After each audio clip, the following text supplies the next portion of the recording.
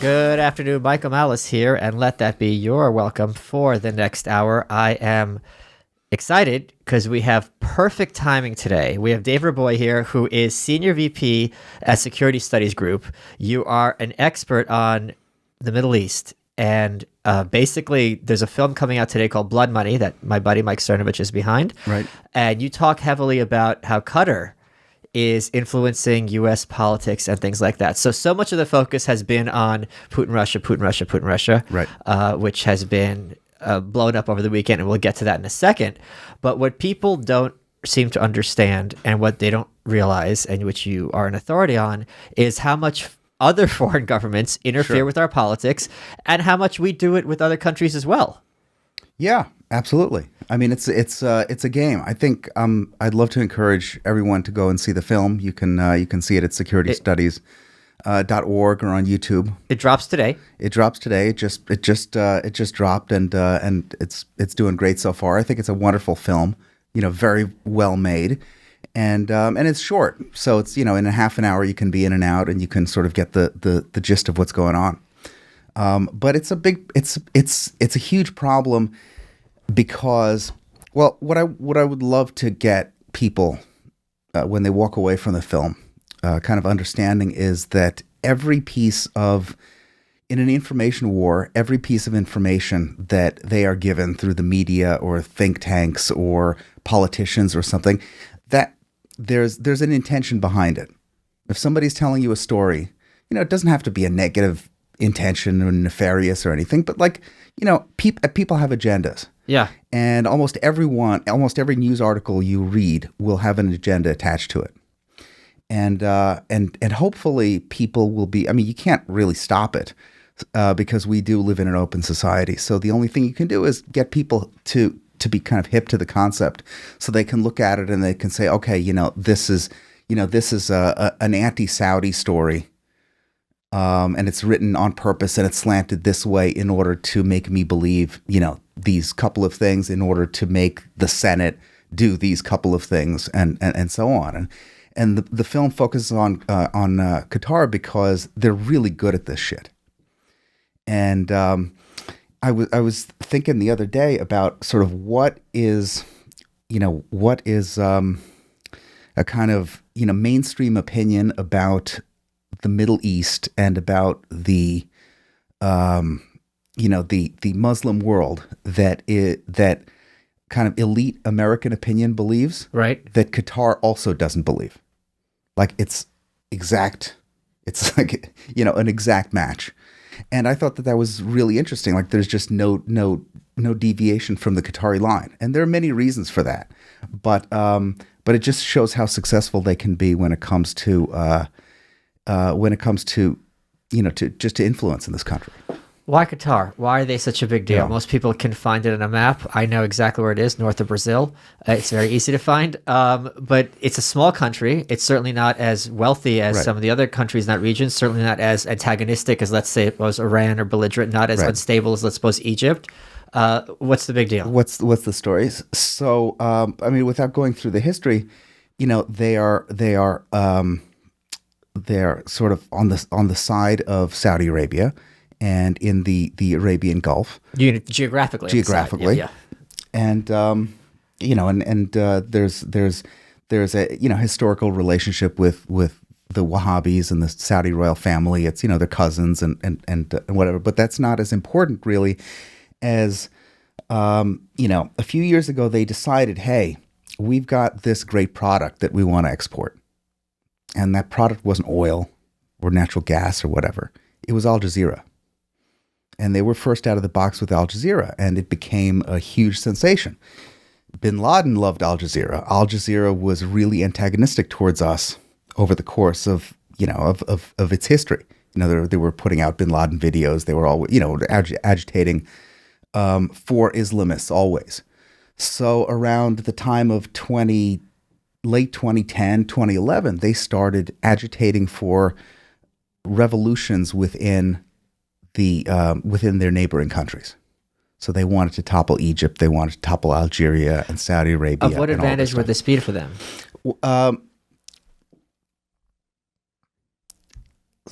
they've always had a conflict with their, Saudi big brother. Okay.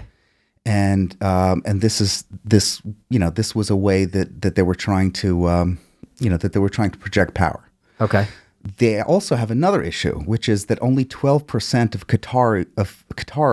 the Qatari population is Qatari. 88% are foreign workers.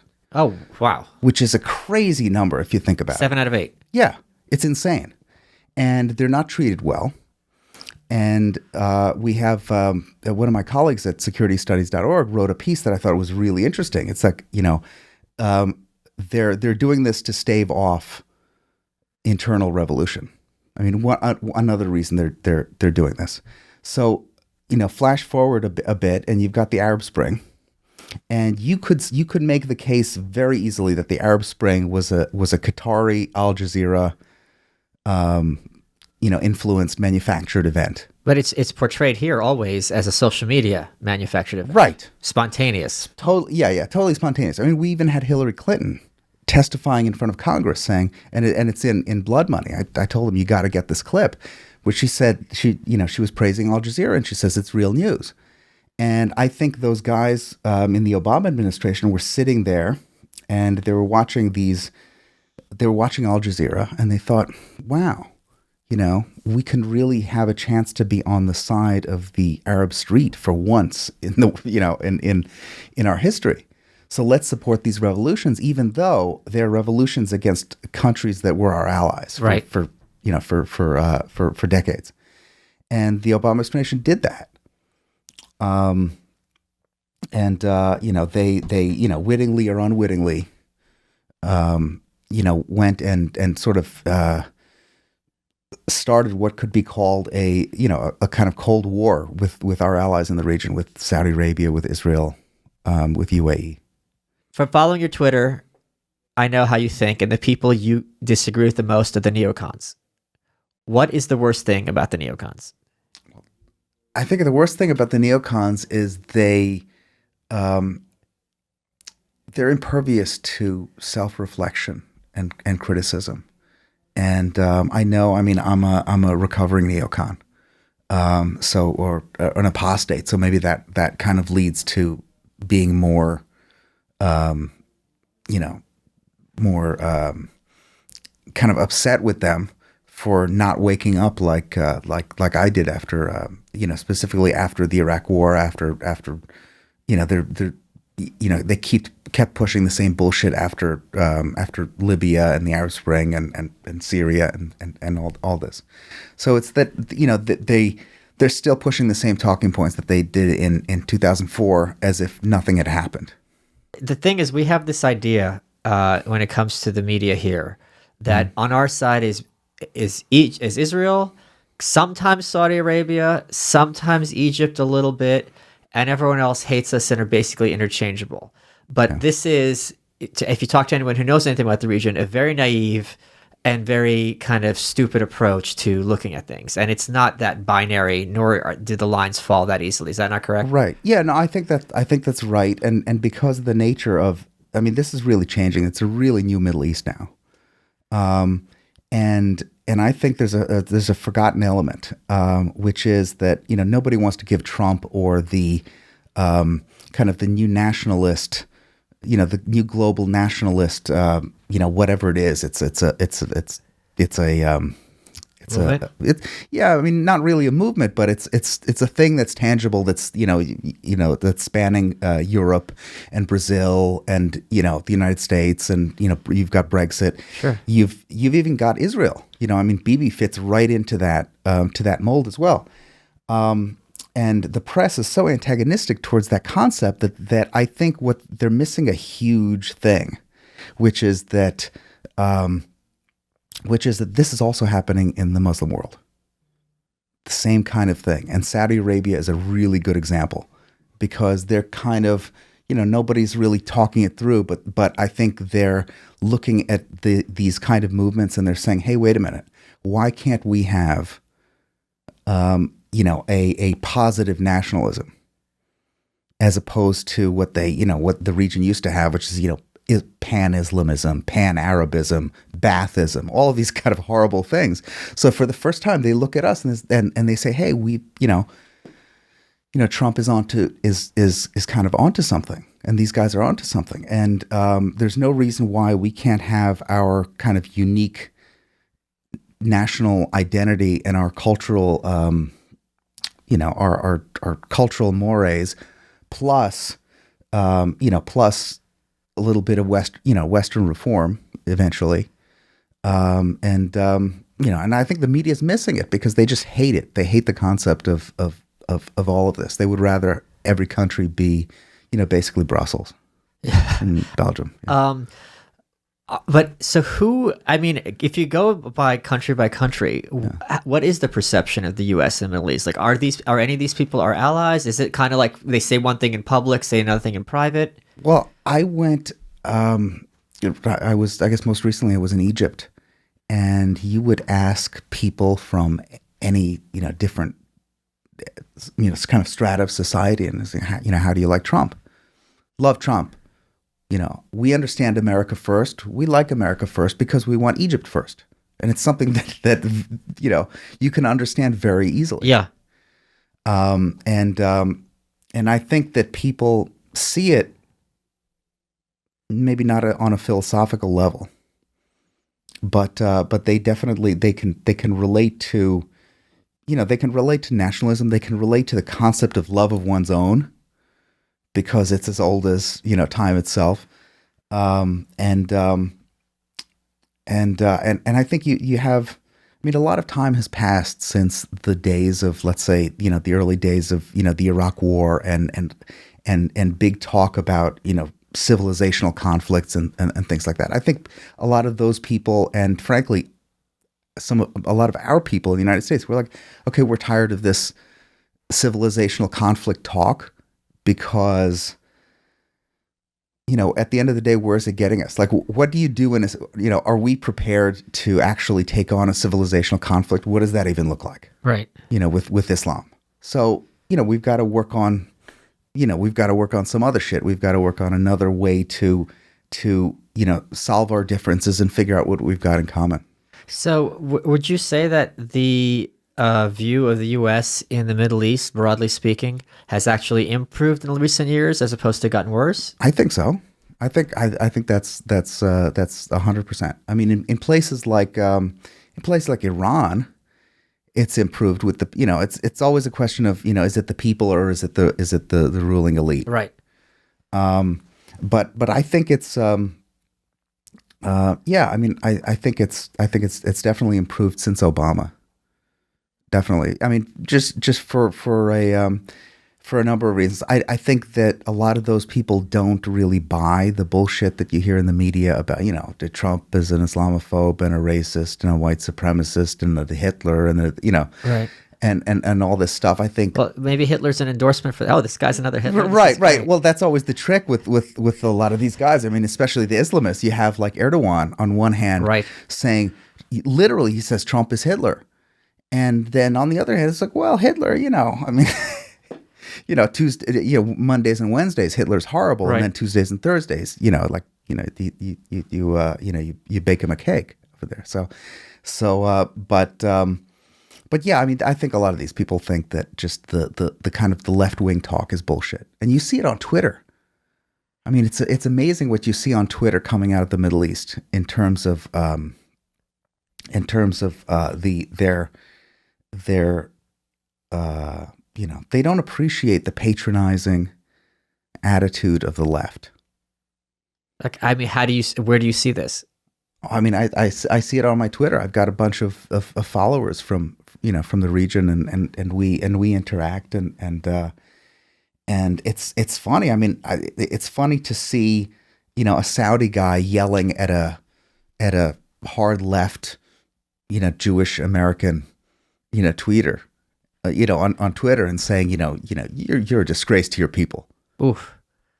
And it's really funny because the Saudi guy supports Israel, and the Jewish leftist supports Hamas. Right. Yeah. And it's like it's really kind of fucked up. If you took us back in time 5 years, I wouldn't have believed it.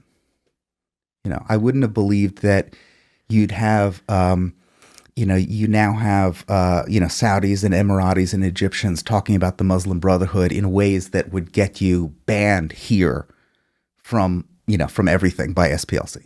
Meaning in negative terms. Yeah. Really super negative. What do they have so much against? I mean, I can answer, but I want to hear your answer. What do they have so much against the Muslim Brotherhood? Well, I think it's different in every place. Sure. So, for example, in the UAE and in Saudi Arabia, they hate them because they see them as seditionists. They see them as people who want to come and take out their, not only their ruling family, but the entire organizational structure of their society, and that's true.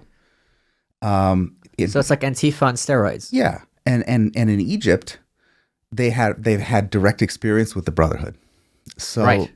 so they know exactly what they hate. On the other hand, too, is Hamas's Brotherhood. So these guys look and they see the mess that Hamas has made of Gaza, and they're revolted by it. What is going on in Gaza? I mean, it's so hard. Israel is not a big pet issue of mine. I'm much more concerned with Europe. But you hear Gaza. You hear AOC talk about, all this other stuff, Ilhan Omar and all those people.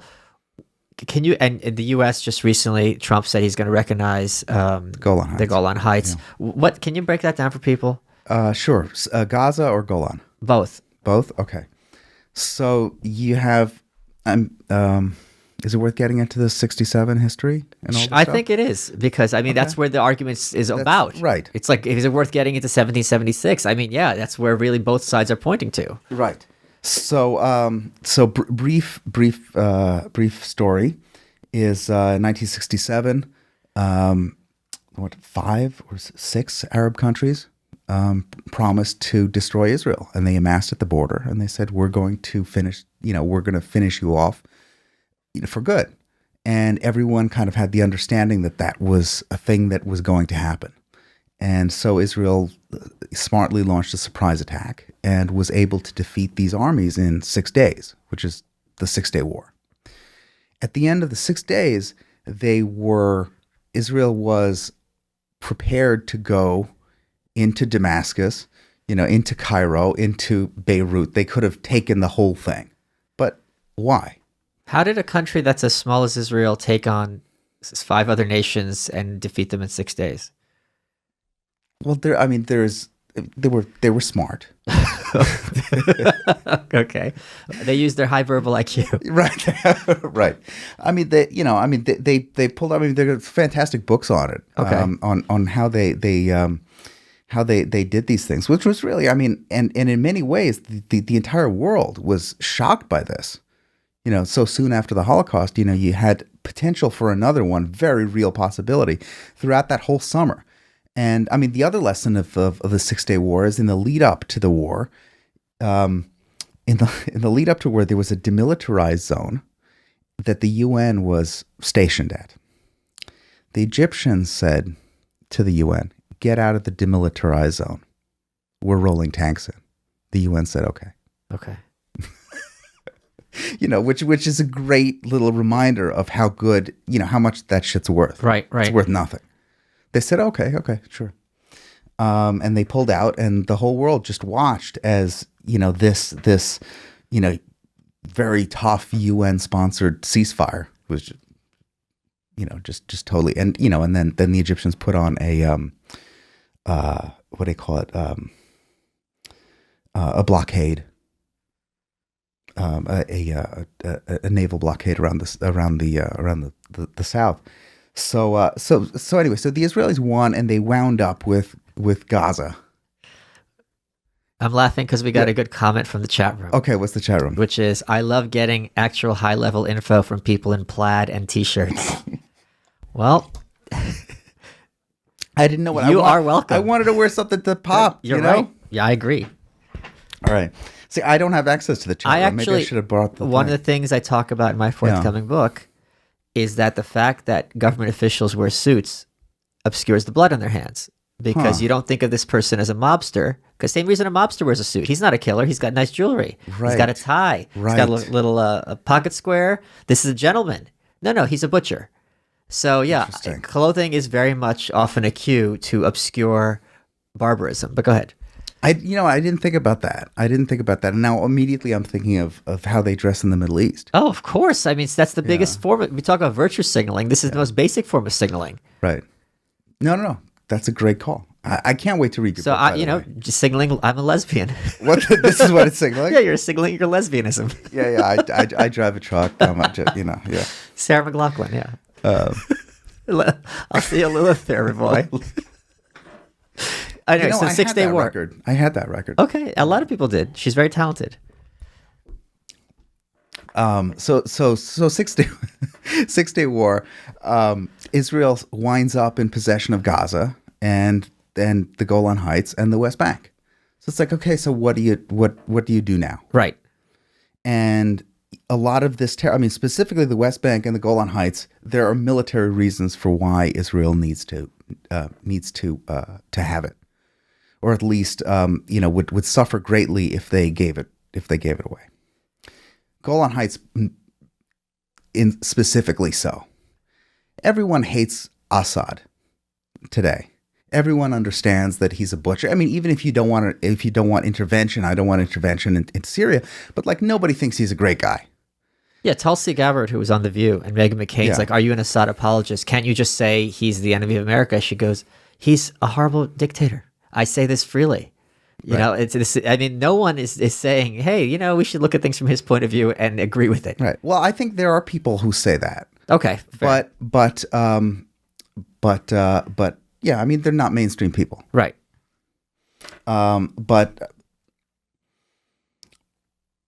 So Trump decides that which is a kind of long-standing. But before we get to Trump, so basically they get invaded. Yeah. Their attitude is, don't start fights you can't finish. You started it. We ended it. Less than a week. You even have time off for Shabbos. Take your day of rest. Right. And now this is ours. And we're going to maintain these territories, which are relatively small, but that might be not relevant, because it's important for our maintaining our national integrity in the future. Right. And they've maintained it since the 60s. So this has been 50 years at this point. Yes. Okay. And I mean, the West Bank is a different situation than the Golan Heights, because in the West Bank you have a lot of Palestinians, and in the Golan Heights it's not so much. More than anything, what's there? What's there are vineyards, and heights from which you can have missile attacks, and you can it's important militarily, but not population-wise, right? Whatever. So I think it's very important that Israel keep this. Of course, Syria doesn't want to keep it, and it's kind of been a long-standing. Syria doesn't want Israel to keep it. Right. Okay. Syria wants it back. Of course, they want it back. And a lot of the other Arab states, sort of the traditional Arab League line was, hey, we it belongs to Israel, therefore it should sort of revert to the Arab states, no matter what. Wait, why should it revert? Because Israel is, because they would see Israel as kind of fundamentally illegitimate. Okay. So anything they take is take is right. No matter what happens, Right. So I mean, this is changing. It's changing slowly, but so Ted Cruz had a bill recently that he was putting through Congress, and he was speaking to the administration and said, what you should really formally recognize. You formally recognize that Jerusalem is the capital of Israel by putting your embassy there, which is, frankly, a positive step in terms of the peace, whatever peace negotiations, because it establishes, yes, this is reality. Israel is not in any way going to give you guys Jerusalem. Okay. It's not going to happen. So we may as well start on a baseline of what's realistic. So sort of in the same mode, Trump says, hey, we're going to recognize that Israel is going to keep the Golan Heights because they're not going to give it up. And that ship has sailed. That ship has sailed. We can talk about other stuff. We can negotiate other stuff, but that's like a non-starter. Right. and it's a non-starter in Israel, and the United States recognizes that. So some people are pissed, and I mean, when it comes to Gaza, Gaza is a different thing, because Gaza was taken from Egypt at the same time, and shortly thereafter, Egypt said, "Oh God, we really don't want this." What do you mean by this? This strip of land. We don't want Gaza. Why wouldn't they want their own land? Well, ask the Jordanians. They don't want the West. They didn't want the West Bank either. Why didn't they? Why wouldn't they want the West Bank? Because they decided, and I mean, I'm not sure how exactly this came about, but I mean, kind of rumor has it was a Soviet idea, which makes sense because it's a really good idea, and and they said, hey, why don't you guys relinquish all your claims to these territories and create the Palestinian narrative? Right. So rather than saying the Israelis have stolen this land from Jordan and Egypt, why don't we just say you've stolen it from the Palestinians? And look, here we are 50 years hence. Nobody knows nobody knows the history. They just have, a Palestinian liberation movement that was created when, after 1967, when the Jordanians and the Egyptians said, we don't want this anymore. And they put, Arafat in charge, and they said, this is, this shit's yours. You deal with it. Right. And that created the David and Goliath situation that we have, whereas before David was Israel and Goliath were, the other Arab countries. Now they flipped the script. So they were able to do that. And with Gaza, you've got, Gaza has been in control of Hamas since, 2007? When they had an election, they elected Hamas. And it's been a while. They're not going to have another election, probably, because that's the way things go. But right now, there are riots. The people are trying to rise up against Hamas, the Muslim Brotherhood terrorist group that runs that territory. Wait, why would they try to rise up against a group that they vote into power? Well, it's been a while. Okay. It's been more than a decade. So maybe they're having second thoughts because they've turned Gaza into. I mean, you elect Hamas. What do you think you're going to get? You elect Hamas if you want war with Israel. Right. If you want to figure out how to live a nice peaceful life, you probably don't. You don't elect. And they never really got their war either. So Hamas even broke those promises in a sense. Yeah, because every time they started something, Israel would slap them down. They tried propaganda stunts, like remember the flotilla? Yes. And all that stuff. They tried very hard, but at the end of the day, the situation changed with Israel in the world, and even in Europe and in the Middle East, where people, I think they woke up one day and they said, you know what, we're better off with Israel than with, if Israel disappeared, we'd be worse off because we'd be surrounded by, we'd still be surrounded by a bunch of horrible people that hate us. We'd have to deal with Iran on our own. We'd have to deal with other Islamists on our own. Israel at least is predictable. They're not going to nuke us, and they're not going to implode the way a country like Libya or frankly Jordan could implode like that, because Jordan is 80% Palestinian, being ruled by a Hashemite monarch, and pretty reasonably brutally. And any moment that shit could light up, and we could be dealing with the fall of that regime. So let's talk more about the film. Yeah. Blood Sorry, Money. we're off. No, but this, I think when people talk about this, get this information from the corporate press, there's very little context, because it's complicated and it's nuanced. And as a result, you have these kind of knee-jerk reactions. And it's also, the more complicated it gets, the harder it is to be like, well, what do you do with it, right? So where it's everyone wants to paint it as good guys and bad guys, and right. If you're in one side, some of this are the good guys and bad guys, sometimes you're in this side. Blood money. Why is it called blood money? Where's the blood? So the blood is in the Islamist groups that Qatar funds, in addition to, so on one hand, they're paying On one hand, they're paying millions of dollars to Brookings, to the suit and tie guys who are writing the papers. And tell people what Brookings is. Brookings is, I think it's the oldest Yes. think tank in the United States, and it was started around like the Woodrow Wilson administration, Right. in order to provide policy guidance for the administrative state. So this comes out of that era, and I'm doing a lot Early of research into progressive that era where progressivism. People nowadays think progressivism means I'm into LGBT people and black people. It does not. When progressivism started, it had this idea, which is very, very insidious because it makes sense on some level. Because the idea was, okay, I just read a book which was a masterpiece by Walter Lippmann called Public Opinion from 1922. I have that book. It's amazing. And the premise is, all right, you've got all these masses, you got a lot of people, life is complicated, things are different from ever before because we basically have in our own way this kind of information revolution, which they did with the telegraph and news from all over the world. We need someone, a caste of population to suss out this information and basically manage literally everything for everyone. And this group of people are, unlike the partisans of the past, butting heads, they're going to be completely dedicated to the public good, whatever that means.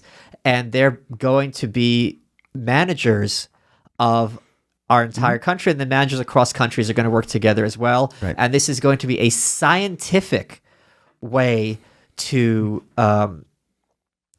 basically run everyone's lives. Yes. And it sounds fair and smart because we want people who are competent to manage things. I mean, the premise of Atlas Shrugged, in a sense, is listen to the smart people, right? Sure. What it comes down to in practice is that you are just a cog, you're a number, a social security number. Your values don't matter. You are there to be told and funneled by some random bureaucrat who is by design accountable to no one, because politicians aren't really accountable, but they're a public face. You don't even know who this guy is. I mean, Sarah Palin talked about death panels. This is the death panel approach to every aspect of your life. Yeah. No, that's right. So anything you see coming out of the Woodrow Wilson era is pure evil. It's pure. It's terrible. And it's far worse than FDR. It's far worse than Hillary or Obama. Right. So I've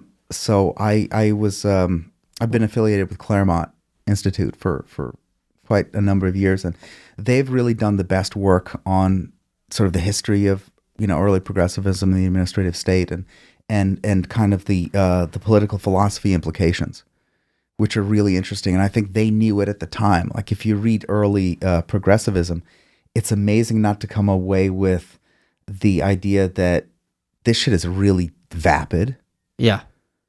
The things that they're saying sound crazy to us because they sound, it's kind of unsophisticated. Right. On one hand. On the other hand is they understood immediately what it meant, what the implications were constitutionally. They understood immediately that the current Constitution as written has got to go because this is going to prevent this managerial class from coming from their ascendancy. But that's what we have. I mean, what do we call, when we talk about the deep state, what is that? That's the national security people in the administrative state. And they all have the same habits and they all have the same kind of, disposition and political outlook. And one more thing. And that's it. The soullessness. Yeah. Which we regard as the horror of bureaucracy, they regard it as the selling point. Yes. Because these people are not going to have any values of their own. They're not going to have any principles or ideology. Right. They're going to be the human equivalent of machines doing what's right and what's efficient. And you take a person and you put him into a machine and you see what comes out. It's not going to be pretty.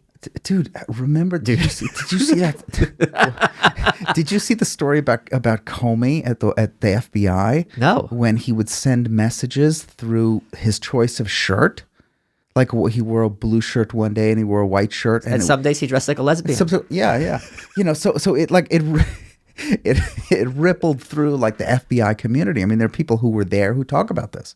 I'm like, I'm I sorry. don't understand how that works. What do you mean? Like if he He's angry one day and he wears a blue shirt, or he's disappointed in the president and he wears like a striped wait, shirt. this is true? This is true. I'll find it. Oh my God. I'm probably not doing the whole Okay. thing justice, but when he first showed up and he started to do like public appearances, no, he got this from Mueller. So it was a Mueller tradition, and that sort of Comey co-opted and took over. So when these guys would first kind of appear on the scene, recently during the Russia thing, it was significant what they were wearing, and I was like, man, that's a little weird. Like, I've been in weird corporate culture situations, but like that's kind of fucked up. Can I tell you the most disturbing example of this? Tell me. And I've told this story a couple of times. Was this North Korea? This is about North Korea.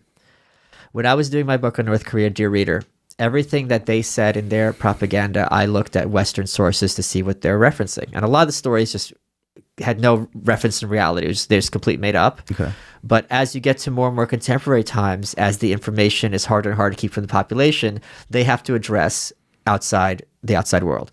So for example, in the 70s or 80s, the North Korean propaganda would say, during a given year, the great leader Kim Il-sung went to a foreign country to attend the funeral of its leader. So the literature made it seem like other countries and people don't even exist. They don't have names, or it's just not even information. It's like it's like he leaves to a mist. Then, as you know, there's more interaction with the outside world. You're referencing names, and they talked about how Madeleine Albright, who visited Kim Jong-il in 2000 and toasted him, right, within not that many miles away from concentration camps. And I don't completely blame her, because it's like, let's try what we can. Maybe it'll work. And they talked about Madeleine Albright was would wear pins to demonstrate her mood, like you were just talking about. And when she met Kim Jong-il, she was so taken with him, she wore a pin with a heart to show her love for the dear leader.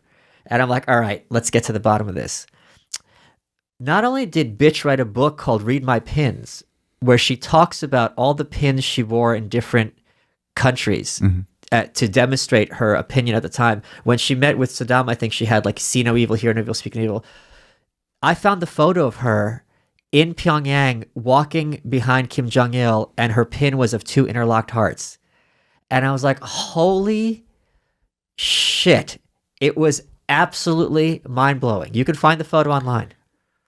Why would you aside from, why would you're Madeleine Albright, why would you do such a thing? In her defense, the other thing that they talked about was when she landed, she wore an obnoxiously big American flag pin to show U.S. dominance and kind of whip her dick out. Okay. And that's true. She did have a big American flag pin, but then she had those. And you know what else, Dave? That meant she brought them with her. She didn't go to the Pyongyang supermarket #1, department store #1. The only thing that the bombing of the U.S. imperialists didn't destroy during the Fatherland Liberation War, she brought them. Wow. No, it's amazing. I don't know. I think that I mean, you go to a foreign country and you're Madeleine Albright. Everybody knows that you're going to go and you're going to send secret coded messages on your pins. It's not right? secret. But it's not secret. It's not a secret. Right. So then. And you know what else? So what's the point of it though? I would have been. You may as well show up with a sign that says "I'm happy today." I mean, I'd be happy if she had a pin that had like the U.S. and North Korean flags maybe interlocked, like friendship working together. Okay. Hearts? You got a heart on for him? Literally? Bitch, please. Anyway, so she's ridiculous. She is ridiculous. Like she is kind of one in a line of total mediocrities that she was in office when, but kind of I think before we generally got hip to the idea that we're being led by idiots. From following your Twitter, I know how you think, and the people you disagree with the most are the neocons. What is the worst thing about the neocons? I think it's their lack of sense of humor. And we see it on Twitter, and they're so angry, and they say that we're angry, but we're not really angry. We're a bit frustrated, but at the end of the day, we like to laugh at them, and they really can't take it. Especially over at cuckshed.com. I mean, they have no sense of humor. Let me take a second, guys, and tell you about today's episode being brought to you by Flybuy. If you go to flybuy.co and use promo code YW15, you get 15% off. What's Flybuy? I get hungover very, very easily. It messes with my head on an emotional level. It took me a long time to figure it out. If you take Flybuy, you don't need to wake up hungover. The Flybuy capsules are packed with nutrients your liver needs to break down alcohol. And here are some of the ingredients that make Flybuy work.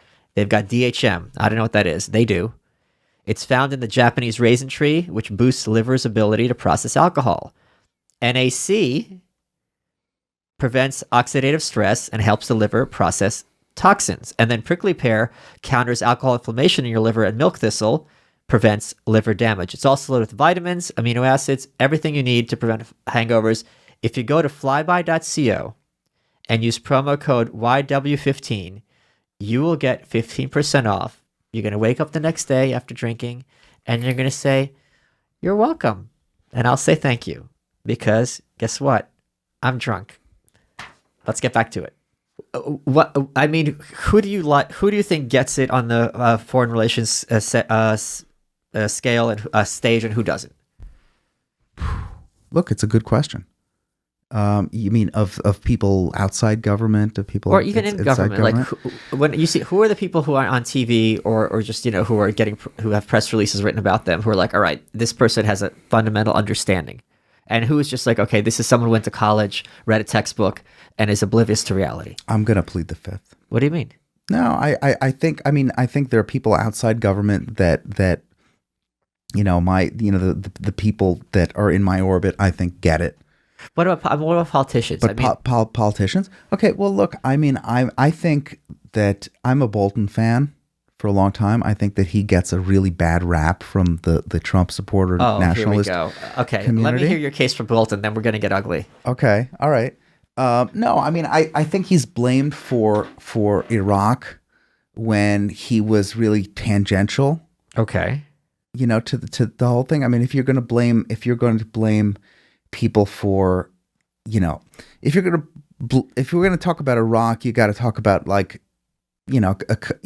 sort of a couple different things that Bolton really didn't touch as far as a planner or the guy who, he wasn't pressing buttons. Sure. And anything like that. He made the case for he made the case for the United States policy at the time. That's what he did. He's not and never was an idealistic, wild-eyed neocon. Okay.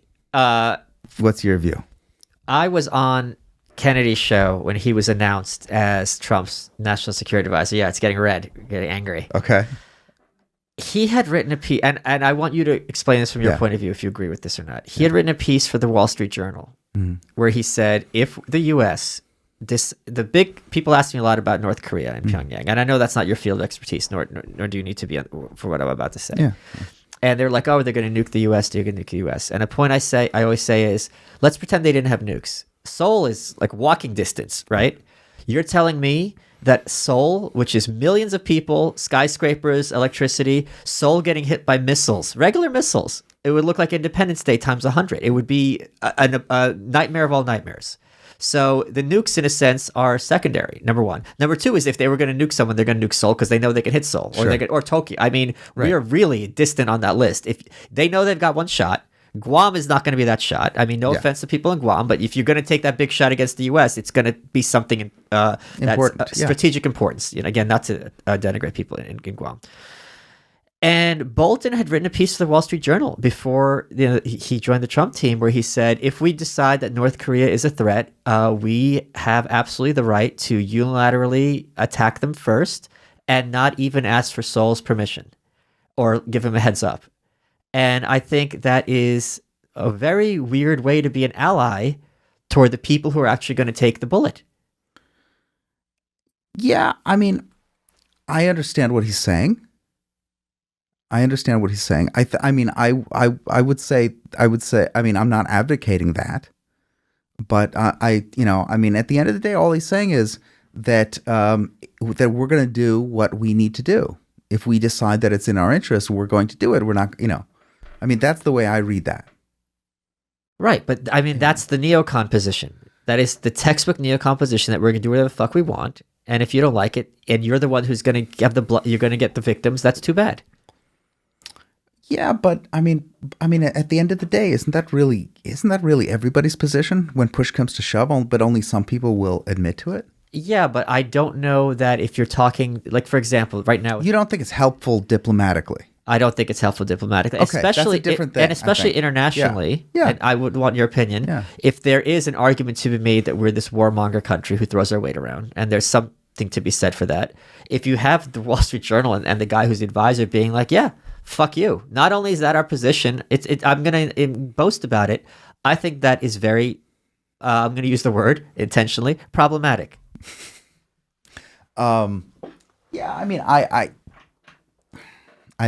didn't read the piece. Okay. So I don't know how kind of subtle he was being, but I mean, John Bolton. Yeah. Okay. Yeah. But this is not exactly Yates. No. Right. But he is the sort of he's like the furthest end of what you can, I mean, you never want to constrain your ability to act. And it doesn't mean that you've got to go and do the most crazy thing out there. But you have to at least acknowledge that this is a thing that we'll do all the way out here if pressed, if we need to do that. You don't think it's humiliating to our allies to be told that's a different right? Like the Korea issue is a different issue. But I see what he's saying. Look, I think it's an absolutely debatable, difficult question. If you take away the context of Korea, I mean, you could say the same thing about Taiwan and China. You can say the same thing about sort of any region where we have an ally and an adversary together. But my point is, one of the things we're worried about is nuclear proliferation.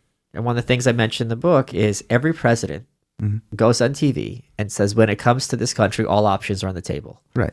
Which is not very, it's not, I'm sure not putting words in the mouth when I say this is pretty clear code for if it comes to it, we'll nuke you, right? All options.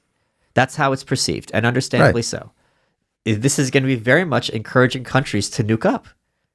Because it's like, look, if you're going to threaten to nuke us, and you're the only country who has ever nuked any other country in a military conflict, the countries that give up their nukes, South Africa, Libya, look at them. Countries that keep their nukes, it's North Korea and Israel. Yeah, I mean, Israel is a different case. But look, I mean, I think the Libya thing is a disgrace. I mean, I was screaming against Libya up and down when it happened. I thought it was probably the dumbest, strategically dumbest intervention that you could have, possibly dreamed up. And I mean, why was it so bad? And is it fair to criticize Hillary Clinton personally about it? Sure, absolutely. I mean, we had, as John Bolton likes to, John Bolton should get a lot of credit for Libya, actually, during the Bush administration, because he got them to play ball. They gave up their, they gave up their weapons of mass destruction, and they. And I should correct myself. They didn't have nukes. They were looking for WMDs. So yeah. And they got, and they got Gaddafi to be very good against jihadi groups and things like that. And I think they were able to maybe even use Libya as they would nab Al Qaeda guys in Libya, take them to Egypt, to a black site, and do what they had to do with some of these guys, and then all of a sudden, I'm not sure what happened. I would love to know. At some point, maybe we'll all find out. Right, we'll find out what the precise connections were between Gaddafi and the UK and France and oil deals and whatever, because it seemed like very quickly the UK and France was determined to see Gaddafi disappear immediately. And we kind of rationalized it, on our part. Obama and Hillary, they were watching Al Jazeera, sort of looping back to Qatar, watching Al Jazeera, and they were like, wow, everybody in the Muslim world is the only thing they care about is how Gaddafi, talks about tamping this, this uprising in inside Libya, and he's going to kill a lot of civilians, and he's got to be stopped. So we need to intervene. So we intervened, and we ended up unleashing, or helping to unleash, the forces of jihad in the region, and then we got Benghazi, and that whole thing was just a disaster, because we went through all the the hearings and all that other bullshit, but at the end of the day, the Republicans all signed on to the war in the first place, so they were there was no meaningful criticism that they could lodge. I mean, at the end of the day, all they could say is, hey, you should have hired more security. Right. Not that we shouldn't have been there in the first place. We shouldn't have toppled that government, because they stood up, and they were all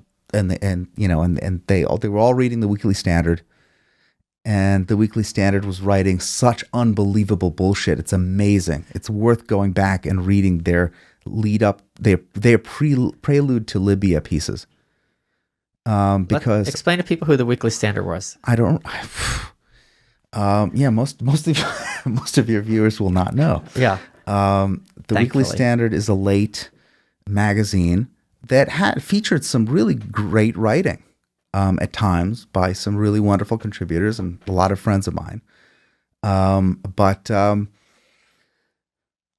it was, it was very closely identified with neoconservatism, and sort of once Trump appeared on the scene, and Trump seemed to be making waves in the Republican primary, I think they all kind of lost their minds. And whereas National Review dedicated a whole issue against Trump, these guys dedicated their lives to it. And there's a difference I want to point out, people, because I go after National Review in my book. The cover story against Trump from National Review was against Trump, not never Trump. Right. And I had made that mistake myself. And there is a difference between I was against this guy, but I'm going to admit when he does things I like, which many conservatives do. And then there's the Weekly Standard crowd, which is my talking points will be verbatim identical to Hillary Clinton's. Yeah. Yeah. And you could tell that there's a, you can tell that there's a hatred for the Republican base as kind of currently understood. And the big thing that a lot of, my friends and I say is, like, these people don't know what time it is.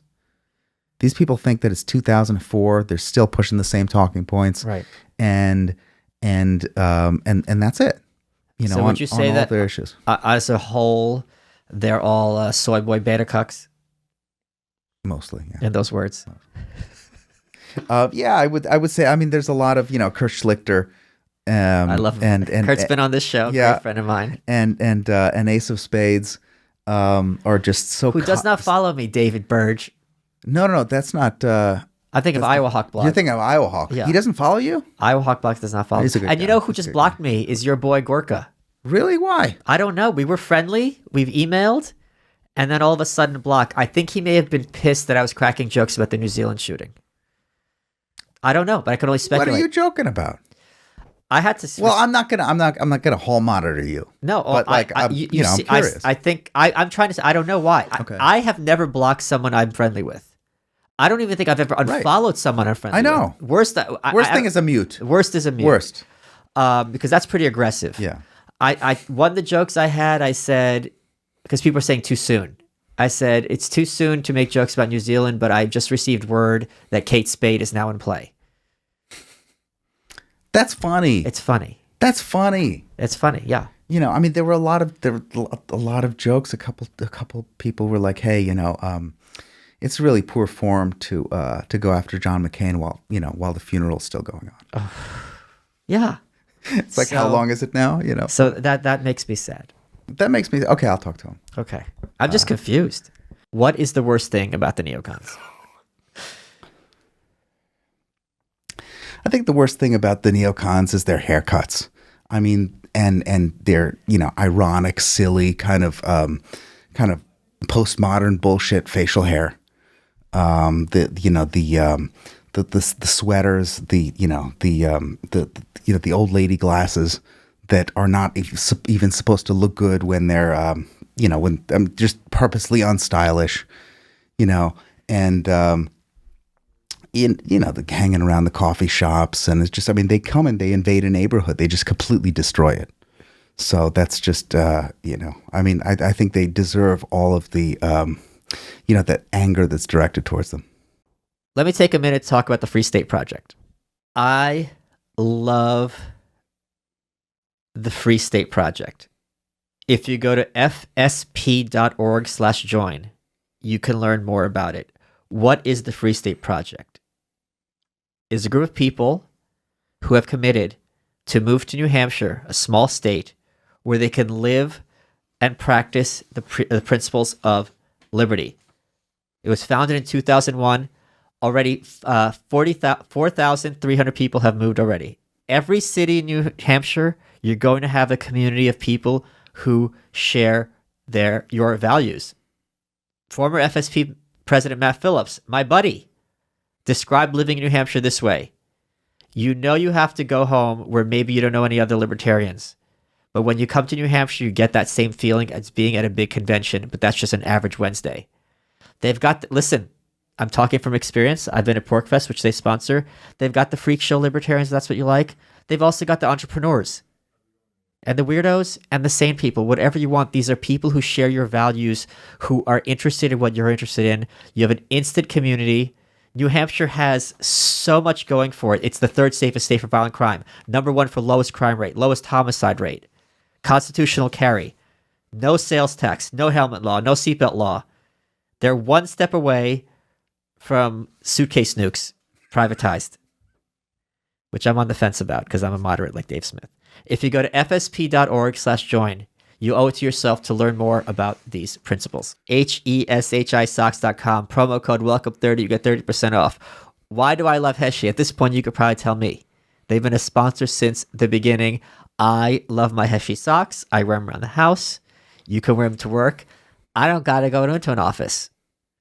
If you wear Heshi socks, you're going to have a little bit of my lifestyle while you're working for the man. They've got the basic socks. They've got the fashiony ones. You wear them with dress shoes. You wear them with sneakers. They're inexpensive to start with, and you get 30% off. It's even better with HeshiSocks.com, promo code WELCOME30. They've got the arch support in the center of the foot, cushioned in the footbed, the heel, the toe. It's like walking on pillows, which I have not done despite those rumors on the internet.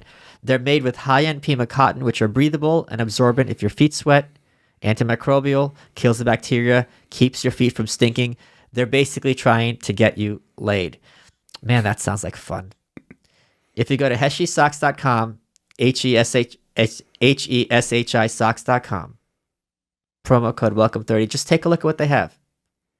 Treat yourself. Valentine's Day has passed, and your feet are a good pair, and nothing pairs better with your feet than Heshi socks.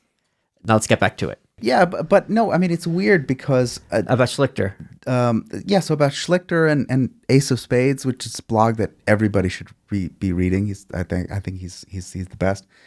I mean, a lot of us have been having fun, so much fun at the expense of some of these folks who, because there's a humorlessness to it. It's so humorless. It's so, I mean, if you really think that Trump is a traitor who's an evil figure from like a primordial swamp. Yeah, I mean, really, this is really what they think. And is it what they think? I don't know. It isn't. I don't think it is what they think. I think so. You think they genuinely believe he's this pure evil? Here's why. I say they don't. Yeah. Because for me, if you're facing someone who's pure evil, like North Korea, I think is pure evil. I mean, my approach is, and again, what works for me, is try whatever you can to see what works. That's why I said I'll criticize Madeleine Albright a little. If toasting Kim Jong-il got him to close those camps, do it. You got to blow him, do it. You gotta say we're evil, do it.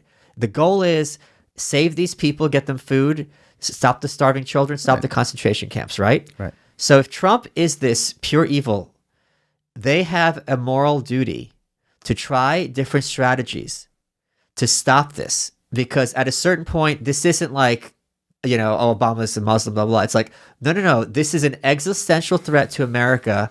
We really need to figure out what works, because it's not the time for little cute tweets and be self-righteous. Right. It's like, we need to, have resist, like a real resistance. Like, okay. I've been saying that from day one. So that's why I'm when saying this rhetoric started. Right. So that's why I'm saying they don't genuinely believe it, because I judge people on their actions, not on their words. Right. And they're not acting as if they believe he's this pure evil. Right. Well, yeah. I mean, I think that's right. I think that's fundamentally correct, which is that if you really believed that the guy was Hitler, it's your fucking moral responsibility to go and join a group to try to deal with this. If the thing is calling him a racist didn't work, maybe be nice to him. Try whatever you can. The goal, everything has to be subordinated to that goal of stopping Hitler. Right. And but yeah, I mean it's a mix. Like we're just talking now the a couple days, we're still kind of the sky and the air is still rosy with the post-Mueller the vindication of Trump. And I'm actually surprised. Why is that? I'm surprised because I never thought that I guess I flirted with the Trump-Russia thing at some point during the election, but then very quickly it was like, okay, this is utterly stupid. Well, I'm going to say one more thing. Yeah. It seems pretty clear that anyone who's an international hotel magnate, especially dealing with Russia, is going to have some sort of ties with oligarchs. I mean, that's unavoidable. Right. No, of course. In the course of doing business, you can't not have that. I thought that they would make him look a lot worse. That they would put in. I thought that there was no way that Trump would walk out of this with a guy like Mueller and Rosenstein and all these people sort of cooking the books against him.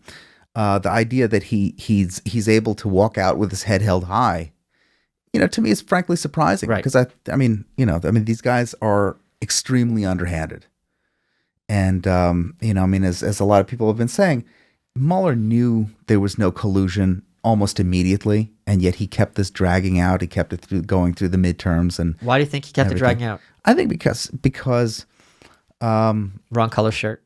Yeah. No, I mean, there's especially for a guy like Mueller, for a guy like Mueller, a guy like Comey, a guy like McCabe, all of these guys who think of themselves as super patriots, and guardians of the one, all these like intelligence community self-appointed guardians of what's right. And you kind of see a lot of this, kind of the wannabe version on Twitter, from some people for the last 3 years, and when they look at Trump, they just see everything that they hate because he's boorish. Yeah. At the very least, this guy's from a different class, right? Even though he's wealtly, he's trashy, right? And I didn't understand. And I like trashy. That's not an insult, right? Exactly. I didn't understand it. I didn't understand it at first. It took me a little while to sort of get used to the outside the boxness of Trump. But once I got it, I was no longer offended by it or anything. But these guys are still like, they're still kind of. Obsessed with the idea that just how violently Trump upsets their sense of propriety, right. And it's the same guys. I mean, we're talking about the Cox. We're talking about they reformed it, the Bulwark. They call themselves. They call it cockshed.com. Right. And they're still obsessed with that, and it's like he's not our kind of people, darling. Right. Every week they write the same article, which is that. Oh, he's really lowered the, he's lowered the discourse. Yeah, he's lowered the discourse and blah, blah, blah, blah. They've tried a new strategy in recent weeks, which is, and would be smart if they could execute it correctly. Yeah. which is they pick fights with prominent right-wingers who are not of their ilk and try to get heat that way, which is a WWE technique, which Trump did with Jeb and Rand Paul very, very effectively. But they're very ham-fisted and bad about it. And I just saw it when they went after Kurt, and they're saying, you shouldn't read his books because and Kurt's just like, hey, I got a better idea. You should rest my nuts on your chin while you're blowing me. And everyone just laughed, and it got nowhere. I mean, it's just like, Kurt is obnoxious in your face. I'm sure he would not deny this on Twitter, especially. Yeah. And the idea that you're going to be like, hey, look, this guy's obnoxious in your face. It's like, yeah, that's the brand. That's the point. That's the point. So they're not landing blows. And I was DMing with Kurt, and I said, I don't think it would be hard for you to write an effective Kurt Schlichter hit piece. Like, you would know how to do it in such a way. Exactly. And this is not it. Like, can you believe this guy who's fomenting division and strife to own the libs? And for everyone on Twitter, it's like, where can I follow this person? Exactly. I mean, and you see from the replies. I mean, he owned them. So they launched the first week that they launched. Their first attack was on me. Oh, it was. Yes. Oh, let me hear it. Thank you. Okay. No. I appreciate it. I was like, wow, I'm somebody. and everybody, was sending me messages. What was the attack or the context of? So they called me a troll. Oh, come on. You're not even a troll. Which is like, I'm not even a troll. You're not. In either sense of the word. You're not a troll in that you do that performative trolling like I do. Right. Nor are you someone who is needlessly hostile to provoke conflict without having anything to say. So in neither sense of the word are you a troll. I mean, that's what I thought. But here I am. I mean, I've been doing this for... A troll means... Here's my definition. There's the two words that they use, and I know you're going to agree with this. A troll is someone whose views you don't like on Twitter. And a grifter is someone more successful than you whose views you don't like on Twitter. That's how these words are being used right now by the dimwits. I think that's exactly right. So they went after me and after Charlie Kirk in sort of the same. We were split. It was, you are not the same phenomenon. We're not. Charlie Kirk is a fortune cookie robot. You are a Middle East guy who has background and knowledge. No, but that's the thing. So I've been doing. I mean, I don't want to come off like an asshole, but I'm like that ship has sailed. That ship has also sailed. That cruise ship. That's my mother says the same thing. So after she knows her baby. So no, I'm like, okay, I've been doing this for a while. If you want to know my this asshole was it? I think Jim Swift wrote the piece. Yeah. He's the guy that used to clean up around the office at the Weekly Standard, and they let him write a piece. So he goes and. And he writes, and it's like as if I've never written anything about anything, as if I haven't. I mean, I'm not going to talk about the ghost written books and the whatever shit that I've done. It doesn't matter. But like, at least Google me, motherfucker. Right. It's. I mean, he went after me for defending like the U.S.-Saudi relationship after Khashoggi. I'm like, dude. Like, what are you gonna? Oh no, my favorite was. But it's that like worst case scenario, you're a putz, right? You're not a troll. Right. Like if you're wrong, you're not a troll if you have a point of view that's backed up by history and information. Right. Or even just kind of fucking around on Twitter, but not in a. I mean, it's not a dissertation. It's 280 characters, whatever it is. So I said he went nuts when I tweeted that.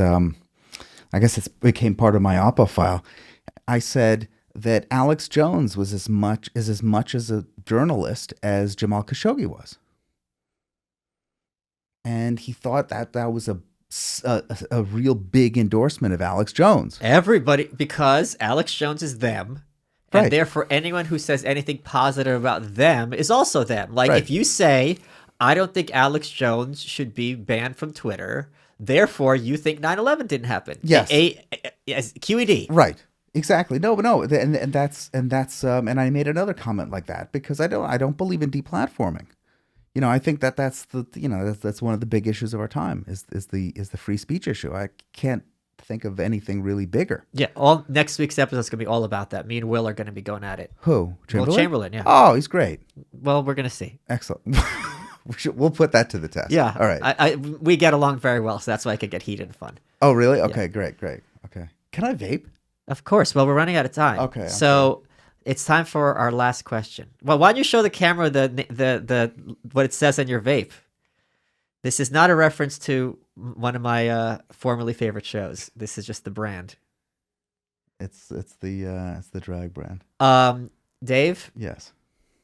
what was your favorite part of the interview?